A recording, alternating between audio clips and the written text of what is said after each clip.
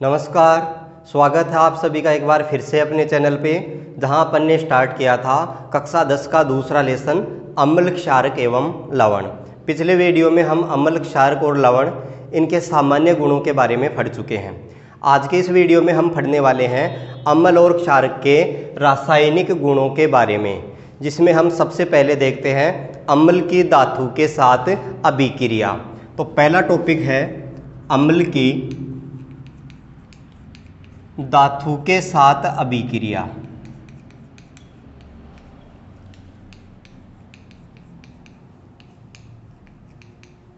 अम्ल की धातु के साथ अभिक्रिया। जब अम्ल के अंदर कोई धातु डाली जाती है तो अम्ल उस धातु से क्रिया करता है, और अम्ल की धातु से क्रिया होने पे लवण और हाइड्रोजन गैस बनती है। तो ये इसका फॉर्मूला हो गया कि अम्ल प्लस धातु, इनकी क्रिया से लवण और हाइड्रोजन गैस बनती है। लवण और हाइड्रोजन गैस का निर्माण होता है। अम्ल धातु से क्रिया करते हैं तो लवण और उसके साथ साथ हाइड्रोजन गैस बनती है। अब इसके लिए हम समीकरण देखते हैं। जैसे हम अम्ल लेते हैं हाइड्रोक्लोरिक अम्ल, और इसके अंदर जिंक धातु डाली जाती है, तो यहाँ पे जो लवण बनेगा वो क्या बनेगा। यहाँ इस फॉर्मूले से हमें ये पता लग रहा है, हमने पहले लेसन में पढ़ा था रासायनिक अभिक्रियाओं के प्रकार, जहाँ हमने रासायनिक अभिक्रिया के 4 प्रकार देखे थे। तो उस आधार पे हम बता सकते हैं कि यहाँ से ये जो जिंक है वो हाइड्रोजन से ज़्यादा अभिक्रियाशील होता है, और जिंक हाइड्रोजन को यहाँ से प्रतिस्थापित करता है और स्वयं जुड़ जाता है, क्लोराइड के साथ जुड़ता है, तो ZnCl2 यानी लवण बनेगा जिंक क्लोराइड, और हाइड्रोजन बाहर निकल जाती है, यानी जो गैस बनती है वो हाइड्रोजन गैस है। ये पहला समीकरण हो गया अम्ल की धातु के साथ अभिक्रिया करवाने पे। अब इस समीकरण को अपन संतुलित करना चाहें तो जब दोनों तरफ परमाणुओं की संख्या बराबर है तो वो समीकरण संतुलित माना जाता है। पहले लेसन में हम रासायनिक समीकरणों को संतुलित करना भी सीख चुके हैं, तो यहाँ संतुलित करने में किसी प्रकार की कोई दिक्कत नहीं होनी चाहिए। देखते हैं दोनों तरफ परमाणुओं की संख्या। अभिकारक में हाइड्रोजन का 1 परमाणु है और उत्पाद में हाइड्रोजन के परमाणुओं की संख्या 2 है। तो अभिकारक में भी हाइड्रोजन के परमाणुओं की संख्या 2 करने के लिए इसको 2 से गुणा कर दिया जाता है।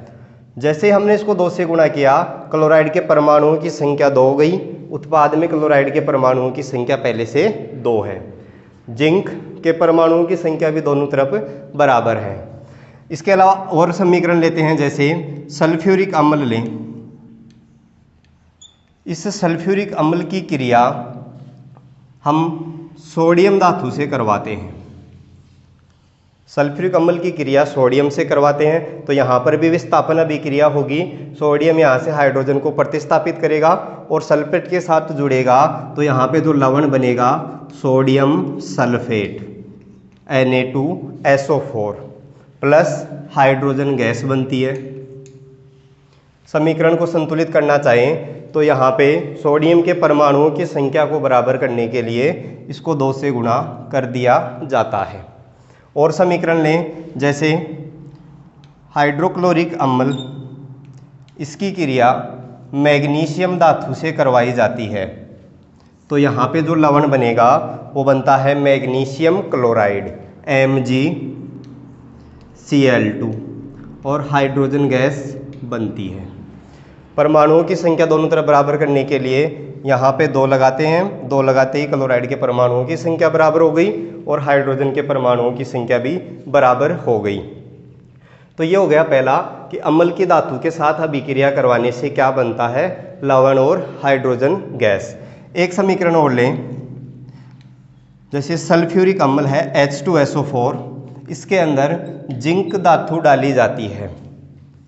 सल्फ्यूरिक अम्ल में जब जिंक धातु डालते हैं तो जो जिंक है वो यहाँ से हाइड्रोजन को प्रतिस्थापित करेगा और ZnSO4 जिंक सल्फेट बनता है, क्योंकि Zn की संयोजकता भी 2 है सल्फेट की भी 2 है, तो यहाँ जो सूत्र बनता है वो बनेगा ZnSO4 प्लस हाइड्रोजन गैस।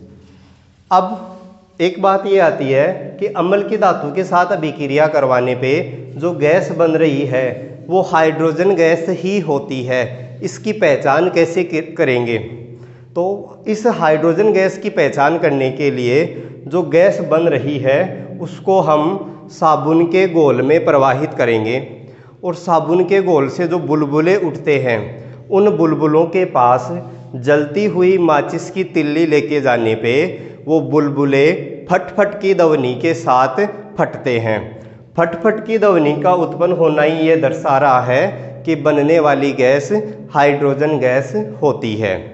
तो ये पहला हो गया अम्ल की धातु के साथ अभिक्रिया। इसके बाद दूसरा लेते हैं क्षारक की धातु के साथ अभिक्रिया। क्षारक की धातु के साथ अभिक्रिया, तो इसके लिए फॉर्मूला वही फॉर्मूला है यहाँ पर भी कि जो क्षारक है वो भी धातु के साथ अभिक्रिया करके लवण और हाइड्रोजन गैस ही बनाएगा। यानी क्षारक प्लस धातु, क्षारक धातु से क्रिया करेगा तो यहाँ पर भी लवण और हाइड्रोजन गैस बनती है। इसके लिए एक समीकरण सोडियम हाइड्रोक्साइड, ये क्षारक है, इसके अंदर जब जिंक धातु डाली जाती है तो यहाँ पे जो लवण बनेगा जिंक और इनकी आपस में क्रिया से लवण बनता है, उसको बोलते हैं सोडियम जिंकेट Na2ZnO2। इसका नाम है सोडियम जिंकेट, और हाइड्रोजन गैस बनती है। ये है क्षारक की धातु के साथ अभिक्रिया, यानी अम्ल और क्षारक दोनों ही धातु से क्रिया करके लवण और हाइड्रोजन गैस बनाते हैं। बनने वाली गैस की पहचान का तरीका भी बता दिया कि उस गैस को साबुन के घोल से बने विलयन में प्रवाहित करते हैं तो बुलबुले उठते हैं, और बुलबुलों के पास जलती हुई माचिस की तिल्ली ले जाने पे फटफट की ध्वनि उत्पन्न होती है। फटफट की ध्वनि उत्पन्न होना यह दर्शाता है कि बनने वाली गैस हाइड्रोजन गैस होती है। अब इस समीकरण को संतुलित करना चाहें तो हमें दोनों तरफ परमाणुओं की संख्या को बराबर करना है। यहाँ अपन देखते हैं अभिकारक में सोडियम का 1 परमाणु है और उत्पाद में सोडियम के परमाणुओं की संख्या 2 है। इसको 2 करने के लिए यहाँ 2 लगाते हैं।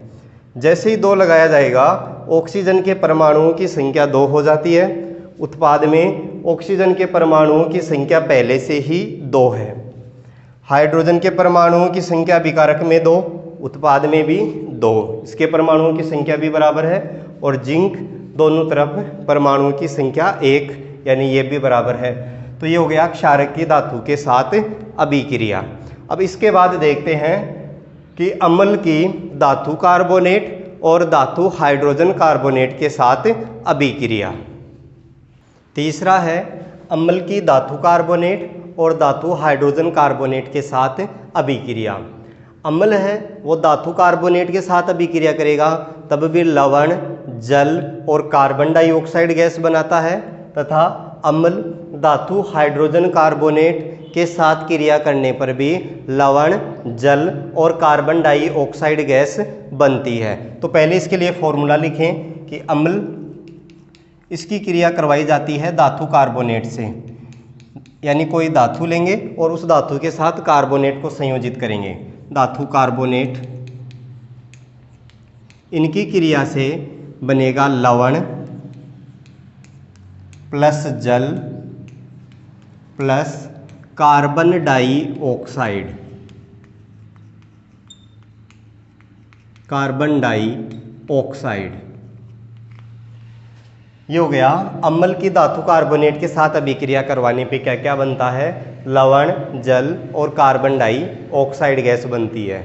इसके लिए समीकरण देखें तो जैसे हम अम्ल लेते हैं हाइड्रोक्लोरिक अम्ल HCl, इसकी क्रिया करवाते हैं सोडियम कार्बोनेट से करवाते हैं, यानी धातु लेते हैं सोडियम, तो सूत्र बन जाएगा Na2CO3 सोडियम कार्बोनेट, क्योंकि कार्बोनेट की संयोजकता 2 होती है वो यहाँ लग जाएगी और सोडियम की संयोजकता 1 होती है। तो HCl प्लस Na2CO3। आगे लवण क्या बनेगा? अभिक्रिया से हमें यहाँ पता लग रहा है हमारा जो फॉर्मूला अपन ने पढ़ा था AB प्लस CD, यानी ये द्विविस्थापन अभिक्रिया का फॉर्मूला अपन ने देखा था, जहाँ अभिकारकों के मध्य आयनों का आदान प्रदान होता है। तो यहाँ से सोडियम है वो हाइड्रोजन को हटा के उसकी जगह आ जाएगा और हाइड्रोजन है वो कार्बोनेट के साथ जुड़ जाएगा। तो यहाँ से जो लवण बनेगा वो क्या बनेगा? Na है ये Cl के साथ जुड़ेगा। Na एक संयोजी धनात्मक आयन है और क्लोराइड एक संयोजी ऋणात्मक आयन है। इन दोनों की क्रिया से जो लवण बनेगा वो बनेगा sodium chloride NaCl plus H carbonate के साथ जुड़ेगा तो कार्बनिक अम्ल बनाता है H2CO3। इस कार्बनिक अम्ल को अपन आगे तोड़ें तो कार्बनिक अम्ल का निर्माण होता है H2O प्लस CO2 से, यानी कि वायुमंडल की जब कार्बन डाइऑक्साइड इस जल से क्रिया कर लेगी तो इससे क्रिया से कार्बनिक अम्ल बनता है। तो इसको हम आगे सरल करके लिखें तो इस प्रकार से लिखेंगे H2O प्लस CO2। ये हो गई अम्ल की धातु कार्बोनेट के साथ अभिक्रिया, जिसमें लवण, जल और कार्बन डाइऑक्साइड गैस बनती है। एक अन्य समीकरण और लेते हैं, जैसे अम्ल लें सल्फ्यूरिक अम्ल H2SO4 प्लस सल्फ्यूरिक अम्ल की क्रिया धातु कार्बोनेट से करवाएं। जैसे धातु ले लेते हैं मैग्नीशियम, तो मैग्नीशियम कार्बोनेट हो गया। मैग्नीशियम की संयोजकता भी 2 होती है, कार्बोनेट की संयोजकता भी 2 होती है, तो सूत्र बनेगा MgCO3। अब यहाँ से MgSO4 के साथ जुड़ेगा तो लवण बनेगा magnesium sulphate MgSO4 plus HCO3 के साथ जुड़ेगा तो कार्बनिक अम्ल बनाएगा और उसको आगे तोड़ेंगे तो H2O प्लस CO2 बनती है। ये दो समीकरण हो गए अम्ल की धातु कार्बोनेट के साथ अभिक्रिया के। अगर हम समीकरणों को संतुलित करना चाहें तो कर सकते हैं, वही बेसिक फॉर्मूला है, हिट एंड ट्रायल विधि काम में लेनी है। तो संतुलित करने के लिए देखते हैं कि हाइड्रोजन के परमाणुओं की संख्या उत्पाद में 2 है और अभिकारक में 1 है। इसको 2 करने के लिए यहाँ 2 लगाएंगे। 2 लगाते ही हाइड्रोजन के परमाणुओं की संख्या बराबर हो गई। अब क्लोराइड के परमाणुओं की संख्या अभिकारक में 2 है, उत्पाद में क्लोराइड के परमाणुओं की संख्या 1 है। इसको 2 करने के लिए भी यहाँ 2 लगाना पड़ेगा। 2 लगाते ही सोडियम के परमाणुओं की संख्या भी उत्पाद में 2 हो गई, अभिकारक में पहले से 2 है। कार्बन के परमाणुओं की संख्या अभिकारक में 1, उत्पाद में भी 1 है और ऑक्सीजन के परमाणुओं की संख्या 3 तथा उत्पाद में भी 3। ये पहला समीकरण संतुलित हो गया। दूसरे समीकरण को देखें तो यहाँ पे हाइड्रोजन के परमाणुओं की संख्या दोनों तरफ बराबर है, सल्फर के परमाणुओं की संख्या बराबर है, ऑक्सीजन 4 और 3 7, उत्पाद में देखें 4, 1 5 और 2 7, यानी ऑक्सीजन के परमाणु भी बराबर हैं और मैग्नीशियम के परमाणुओं की संख्या पहले से ही बराबर है। तो यह समीकरण पहले से संतुलित है। अब दूसरा लेते हैं अम्ल की धातु हाइड्रोजन कार्बोनेट के साथ अभिक्रिया। तो दूसरा फॉर्मूला है अम्ल प्लस धातु हाइड्रोजन कार्बोनेट।